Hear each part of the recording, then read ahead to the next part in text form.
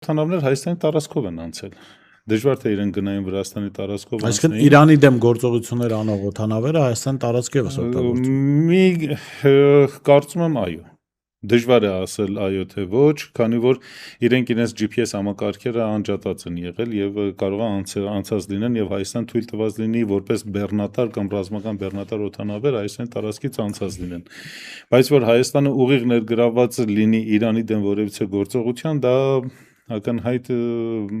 հերյուրանք կլինի։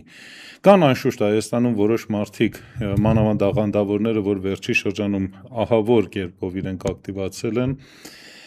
եւ փորձում են ազդեն ժողովրդի վրա, իրենք ունեն որոշակի դերակատարում, մանավանդ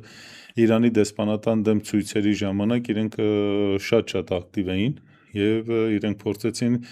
պարսիկները, ովքեր որ Հայաստանում են գտնվում, կան որպես ուսանող, կան որպես աշխատող, կան որպես փախստական, իրենց ներգրավեն այդ ցույցերի մեջ։ Եվ իրենք ներգրաված են եղել այդտեղ։ Իրենց ղեկավարությունը նաև ունի նկարներ Նիկոլի հետ, որոնք նկարվել են եւ իրենք իրենց համացանցում տարածել են, որը սա լավ բան չի նշանակում։